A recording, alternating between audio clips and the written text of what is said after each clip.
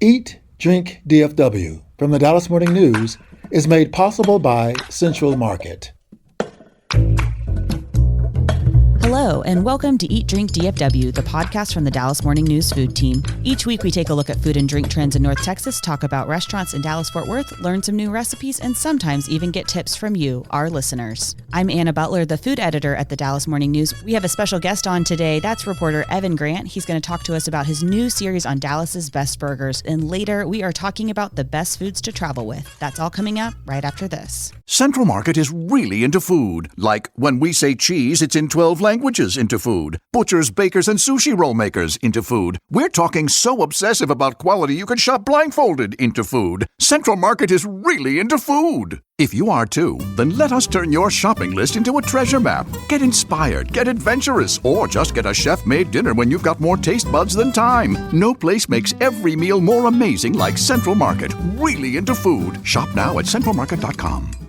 For the latest food and restaurant news in Dallas-Fort Worth, visit dallasnews.com/food. Also, we'd love to hear from you, so email us at eatdrink@dallasnews.com. Today, I'm joined by Claire Bowler, Imelda Garcia, and Sarah Blaskovich. Plus, we have a special guest with us today, Evan Grant. Evan is a reporter here at the Dallas Morning News who covers the Texas Rangers. He's been at the newspaper for decades, and he has been moonlighting on the food team for us recently, covering Dallas's best burgers before Rangers spring training starts. Welcome, Evan. Hi. Hi, Evan. I feel like I'm on an NPR Saturday Night Live sketch right now. Sweaty. I feel like the Alec Baldwin character. Just because he's the only guy in the room? That's right. Evan, we are so excited to have you on Eat, Drink, DFW. Can you tell our listeners a little bit about what's behind your burger quest? Well, you and I have talked about this a lot, Anna. I mean, burgers and restaurants in general, I've talked with Sarah about it. Burgers and restaurants in town are sports. Eating is a spectator sport. Actually, it's a participant sport in DFW. Yes. And everybody's got opinions. It's so funny that one night when I was out eating a burger for this list at Neighborhood Services, which we'll talk about later, but the next table over, there was a woman and I heard her say, the best burger in Dallas is, and I lost the conversation at that moment, but they were just talking burgers at their table. So I eventually went over and asked her about it, and she gave me another recommendation. But I've got friends who do these burger excursions with their kids all over North Texas. There's people who are doing burgers on Instagram. It is just something that everybody has an opinion on. And after we did our first list, I got lots of recommendations from people. Everybody has an opinion. Funny thing is I got more input from Rangers personnel than I probably got on anything I've ever read about the Rangers. Okay, what should people know about your methodology? Because we might broaden it eventually, but we needed to focus it to start. Yeah, absolutely. I mean, I think right now we all agreed that we were going to just focus on pretty much Dallas proper. I've gotten so many recommendations, obviously, about Kincaid's and places in Fort Worth, but I think it can get overwhelming. This weekend, I went to start doing some sports bars for another list, and I went up Greenville Avenue. I could spend a week just on Greenville Avenue. So it's hard to narrow it down, but I think that to just try and keep it to Dallas specific is the best way to handle it, and then kind of broaden our scope a little bit.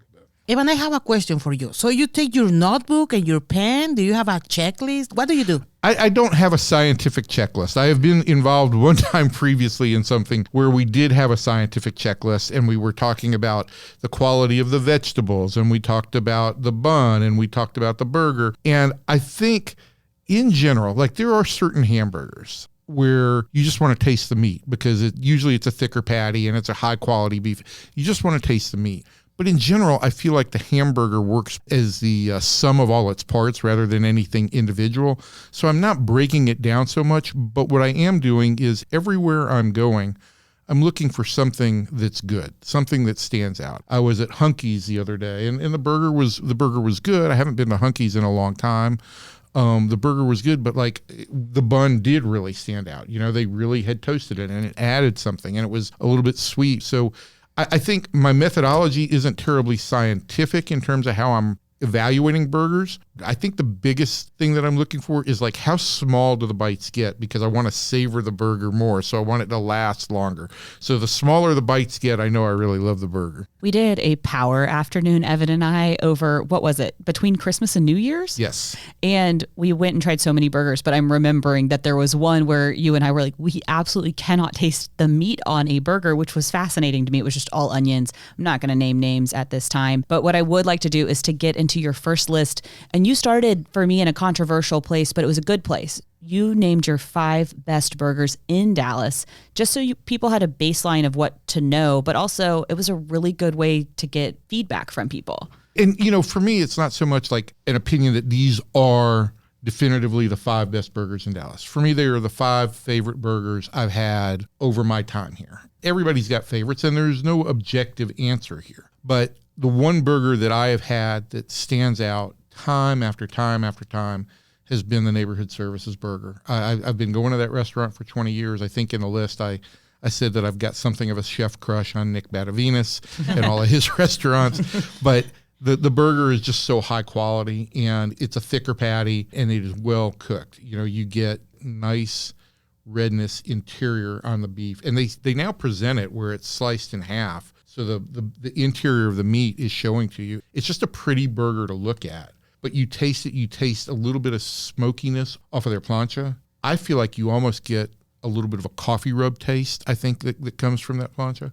But everything is just so high quality. And the fries at Neighborhood Service, that's part of the methodology too, Imelda. I mean, you can't have a burger and not have fries, right? So how much do the fries add to the experience? That's part of it for me. And I think Nick's fries are outstanding. They're always crisp, but light. I liked your pro tip on Neighborhood Services where you said ask for a side of the voodoo sauce and then you drag your fries through those. I've never done that before there. Of course, I've had the voodoo sauce on other things, but I love this tip. Yeah, I mean, I'm trying to look for tips at different places. We're working on affordable burgers now, and I went to old favorite Goff's the other day for a burger. I will just say, I'm going to give this away because this to me is the most astounding bargain in Dallas. The affordable list for February will be $10 burgers and under. And it's hard to find $10 burgers now. Yeah. But at Goff's, the number one, which was recommended to me by a Rangers person, I will say that, which has their relish sauce, which is kind of their version of a secret sauce, right? With cheese, it's $8.55. On Tuesdays after 5 p.m. until closing, they run a half-price special on every burger. Whoa. Wow. So that burger comes down to under $5. I mean, it's cheaper than a McDonald's burger. I would say it's free. Yeah, I mean, it's almost. amazing. To me, the cost of that is amazing. But the pro tip for me there was you go next door and you go get a cookie or an ice cream sandwich at Pokeo's, and it's like you've transported yourself back to when you were 7. So No, and what a happy time that was. yeah, exactly. Sounds great. And so each of these places, I'm looking for something that either a sauce that you can add or a side dish or something that will really add a little bit to the experience. But yeah, I would take that voodoo peppercorn sauce at Neighborhood Services and pour it on literally anything. And you can read about Evan's favorite burgers at dallasnews.com/food. I would like to talk about a question that you asked people in this story. It was a poll, and you said, what topping has no place on your burger? 20% of people said no lettuce. 26% of people said no pickle or no tomato. The winner or the loser? I think it's the loser. 28% of people said no onion. What is wrong with people? No. Okay. All right. Caramelized onions, 1,000% go on every single burger. A naked onion of any color, get out of here. No white, no purple. No. You didn't have to use the word naked, but you did. Yeah, you did. Because those sugary ladies that are caramelized and perfect are so different I'm gonna than tell you before that they get cooked. I don't want a tomato anywhere near my burger. Okay? No tomato on the burger. And my taste tester, one of my taste testers this weekend was a no pickles guy, so he didn't have pickles. But I cannot have a burger without onions. I don't care if they're chopped white onion. I don't care if it's raw red onion. I don't care if it's caramelized onion. I don't care if it's onion strings. Onions are an integral part of the burger for me. Can I tell you what the worst offending onion is? Tiny chopped. Raw and tiny chopped. So you can't get it out of there if you wanted to. It's like, it's not just in every bite, it's also in most of your teeth. Are you just scarred by the hydrogenated onions on the McDonald's burgers? Is that what you're scarred by? You know, it's a fair question, and I feel the same way about the Taco Bell bean burrito, which is perfect, but you get no onions on it, and their onions are tiny and offensive. So it's everywhere. How did I know she was going to bring up the Taco Bell refried bean burrito? Does anybody want to talk about that instead of burgers? No, I'm just kidding. Evan, I have 2 burgers that I think you should keep in mind on this journey of yours. I had both of them this weekend for the first time. One was local, one is not. So one you can at least get to soon. It is the Good Burger at Good Friend Beer Garden in East Dallas. It is utterly delightful. I asked the owner, Matt Tobin, about it because I was like, how long has this been there? How have I missed it? He said it has been there for a while. It's been there since 2023. And it is essentially the chef, David, his take on an onion burger. So it's a smash patty. They essentially put the caramelized onion, they cook the onions into the patty. And then there's American cheese. And that cheese is intentionally browned a little on the flat top, which just adds this whole delightful layer to it. And then they use a spice blend in the meat that they don't use on any other burger on the menu. And it's secret. They won't say what it is. It's one of the best burgers I've had. It's incredibly simple. It's $12. And I think you definitely need to put it on your list to try. The other burger I had was in Austin. So this is outside of your jurisdiction, but it was the burger at Odd Duck, and it is an aged Wagyu burger. It is $39. No. Wow. $39. No. Which is insane. It was also insane in how it tasted for that, for that price. It has this spicy tomato pork jam on it and a beer cheese that's toasted somehow and also roasted squash. Oh. Reading the description, to be frank, I'm going to be real honest here. I didn't really read the description before I ordered it. Did you look at the price? I also didn't really do that. Yeah. And it was so worth it. I'm glad I didn't read it because I probably wouldn't have ordered it. Yeah. And it was truly an incredible burger moment. Can you tell us what the squash was doing? In the pecking order, it was under the top bun. Okay. Kind of sitting as, you know, where you would expect to see tomato, lettuce, that kind of thing. There was none of that also on it. It was just the squash. And it yielded a very moist burger. This is like a messy burger. They give you hand towels, wet wipes, if you order the burger because it is so involved. For that price, I would like someone to wash my hands for me. Yeah. That was something, you know, I saw a lot on my Twitter feed or my Instagram feed this weekend that Delilah opened in Dallas, and it got a bunch of the younger people that I follow really very excited. And I went and looked at their menu. Their burger is $29 and does not come with fries. I don't know if the Odd Duck burger comes See, that's with that's a discount burger at Delilah. It sounds like comparatively. No, I'm kidding. I was just shocked by a $29 burger, a $39 burger. Wow. Can I go back to Good Friend here? It's called the Good Burger. Anybody out there? Go there. Keenan and Kel. Of course. Welcome to Good Burger. Welcome to Good Burger. Home of the Good Burger. Yes. Can I take your order? It has to be named for that, right? When you said that, Claire, it was on a loop in my head, Anna. They're remaking the movie apparently, or like they're doing another Keenan and Kel related Good Burger something. Why are we This is remaking every movie? living in the vestiges of the back of my mind? I love Keenan. I like Kel too. Yeah. I like orange soda. Like I know all of it. That's a good name for a burger. Especially a burger at a place that's called Good Friend. Mm-hmm. And also they told me that it was never supposed to be a permanent thing on the menu. It was just going to be like a one-off special for like OU weekend, I think. And it's one of those stories. It became so popular that now it is permanently on the menu. Evan, I want to know if you are going to try Mexican burgers. Absolutely. You have any recommendations for me, Imelda? The 10-pound one? You know what? You can go and eat the biggest burger in DFW. Somebody sent me that burger, the 7-pound burger, 8-pound burger. Yeah, something like Yeah, that. he sent me the Lorena. He sent me a picture of that. Yes. I don't know. I mean, if we took a party of 20 people, maybe we could try that. I would go.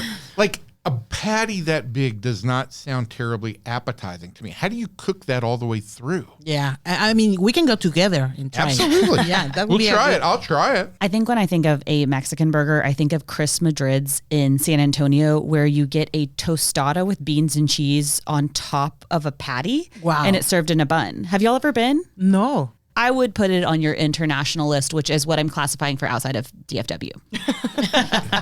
No, absolutely. I do want to do an international list that would include Mexican burgers. To me, like Arrai's are kind of Mediterranean burgers, you know? I mean, they're not technically hamburgers, but I'd like to include some Mediterranean places. And somebody sent me a restaurant. I forgot the name. I'm going to go try it. I think it is up in Richardson. It's a Tex Med place. Farrah? Yeah, I think that's Farrah. So I'm gonna I haven't had their burger, They have but a burger that I want to try. Yeah.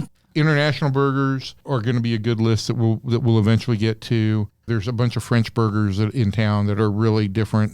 I think, Sarah, you've been to Frenchie and had their kind of their au poivre burger, right? That's Well, I've been to Frenchie. I have not ordered the au poivre burger, but it's a sight to behold, if nothing else. It sits in a puddle of sauce, and you're given knife and fork. I mean, we thought we knew how to burger. And I haven't been to Doda Burger, and people have recommended this, but I don't know what kind of fusion stuff they have, but it is burgers, sushi, and dumplings. So there's got to be some kind of Asian fusion mashup that goes on there. And then there's a place in my neighborhood that I have not gotten to that I want to get to, Susan's Hamburgers, which has been in the old commissary for Offsite Kitchen, which was one of Nick Badavinus' places. And they have a Cubana burger, which I really want to try too. So Susan's is across the street from Slow Bone. Correct. Do you remember, Evan, on the corner in front of Susan's is like a big transformer something? Yes, it's painted like a burger. Is now. it paint? Okay, I was going to ask. The reason I even saw it however many years ago it opened is because I was like, what is that massive piece of burger art doing? It's painted like a burger, and I need to try that. They've got like 12 or 14 different burger varieties there, and I just have not tried it yet. So I need to get over there. If people want to suggest burgers to you, Evan, what is the best way for them to get a hold of you? Well, they can email me at egrant@dallasnews.com, or you can always find me on Twitter at Evan_P_Grant, or they can just yell at me on the street. Is there any chance that a burger with a tomato on it could make one of your lists? You know, that tomato pork jam sounded very intriguing. I like all the tomato products except the raw tomato. It sounds a little bit like you kind of just want ketchup on your burger. But you like, for the record, you like ketchup. I like ketchup. Yeah, I like ketchup. But I mean, like, the raw tomato, for some reason, I feel like everything should be crisp, and the jammy part of the raw tomato just kind of like throws me off. It's the goo, isn't it? It's the goo. Yeah. I have a vow I will make to you, Evan, which is I will always take your tomato, and you can always have my onions. That's why you're a great burger partner. I have to cut this short, Evan, which I don't know if we're cutting it short at all, but we have so much fun talking about burgers with you. And you can read about Evan's burger journey on dallasnews.com/food. Thank you so much for coming. Oh, it was great. I will talk burgers and baseball anytime. We are going to take a short break. And when we come back, we're getting into food that travels well.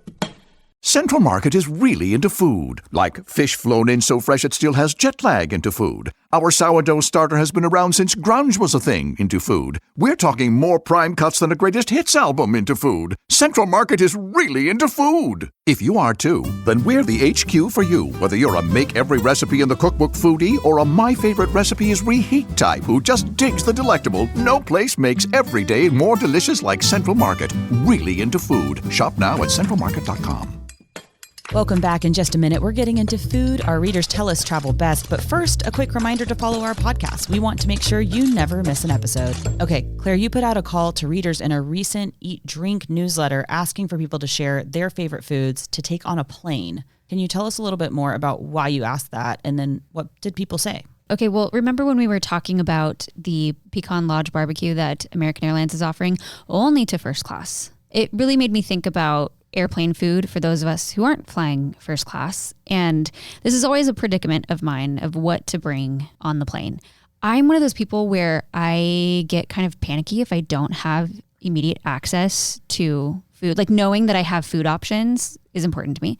And when you're stuck on an airplane and you don't have food, like that kind of freaks me out. Well, and we just had all that winter weather. There were so many people stuck in airports and Yeah. or on airplanes and maybe Yeah. not with access, like you're saying. You never know. You sit down on a flight and all of a sudden they're like, oh, sorry, we're stuck here on the tarmac for 3 hours. You know, you never know. So I always like to come on planes with food, but I feel like I always kind of struggle with knowing what the best thing is to bring. And so I put a call out to readers and people were very passionate about it. And I got some interesting answers and things that I hadn't really thought of before. A reader, Kirsten, she said that she and her husband travel all the time because they have kids who live overseas. And they always pack the jambon and beurre sandwiches from Empire Baking, which is a really smart thing to bring. That is a unmessy sandwich that is kind of like designed to be able to sit for a while. That's really smart too, because they sell those sandwiches refrigerated. So the ham and the butter will then kind of come up to temperature while you're probably going through security the whole time. Exactly. Another reader reached out with something that I never would have thought to take on a plane. Anne said that she recently was able to convince a TSA agent that Restaurant Beatrice's vegan gumbo was appropriate to bring on the plane, that it was not, in fact, a liquid. She said it was mostly rice, and the rice pretty much soaked up all the liquid that was in the gumbo. And she said because it's vegan, it eats well cold and can sit unrefrigerated more easily than other things. Hang on. Yeah, I know. Okay. So, I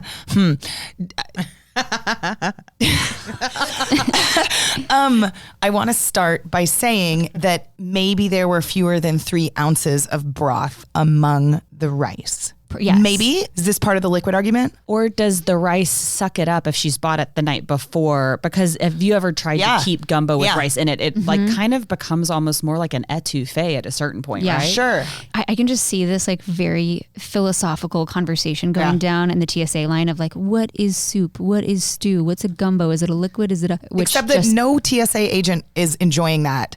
And maybe that's the trick, is just get them so over it and overwhelmed that they're like, just take your freaking gumbo through. Hold on. There's another part. That this is better cold? Question mark? I don't know if it's better, but she said it eats well cold. And it can't go bad over a few hours of not being chilled. The health safety piece seems correct. Yes. The preference part seems wrong. How do you make a vegan roux? That's another question. We don't need to answer it now. That's also philosophical and uncomfortable for me. I really hope that Serve Safe approved people with the certification are not listening to this, because I bet you're not supposed to do this. But, not our call. It doesn't sound like she's getting sick. It sounds like she's delighted to be doing what she's doing. And she also seems to like a little bit of danger because she got away with 100%. it. Yes. I know. And I don't know if I will try it anytime soon, but I'm kind of tempted. I would love to see Claire going through customs or whatever with that. Airplane gumbo. Yes. No, I want to see that. I mean, there has to be a TikTok. Yes. Like it didn't happen unless you secretly film it. Yeah. Oh, TSA, don't come for me. Yeah. What else? Things that you would expect. Certain fruits that travel better than others, grapes, apples, things like that. A lot of people are big fans of nuts, of bringing nuts on airplanes. I feel like we've all sat next to the person who got Five Guys and brought it onto the plane. And I think that that's basically what you're trying to avoid here, is to be like that guy, because the hot food on the plane in the recirculated air, it can be tough, especially if you're already feeling queasy. I am not always a great flyer, especially if there's turbulence. And so it takes a tiny bit for me to be like, I've already used my barf bag. Can I use yours too? So, there's a lot that must be considered when bringing food on an airplane. Can it get through TSA? Will it stink up the plane? Can it sit for a long time? You have to think about a lot. When it comes to feeding your kids, Claire, have you thought about the snackle box? I do it every time. And I am like, why don't I do this for myself? This is the concept where you take, essentially, you make a fishing tackle box that is, instead of tackle gear, it's snacks. And it's a really good phrase too. I think we can all agree. It is. One of my family members, we were going on a boat, so different form of transportation, but the idea applies.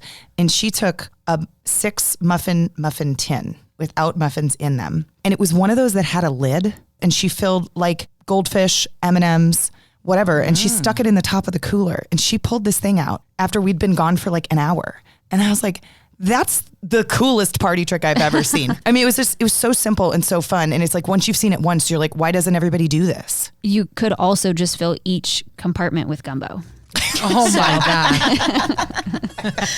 All right. That's all the time we have for today. And we would love to hear from you. Are there any things that you like to take on planes that we should also be taking, or maybe we might judge you a little bit for? You can email us anytime at eatdrink@dallasnews.com. Make sure to visit dallasnews.com/food for all of our latest food news. Special thanks to our producer, Julie Fisk, for the news. I'm Anna Butler. Thanks for listening, and we'll see you next week. Eat, Drink, DFW from the Dallas Morning News is made possible by Central Market.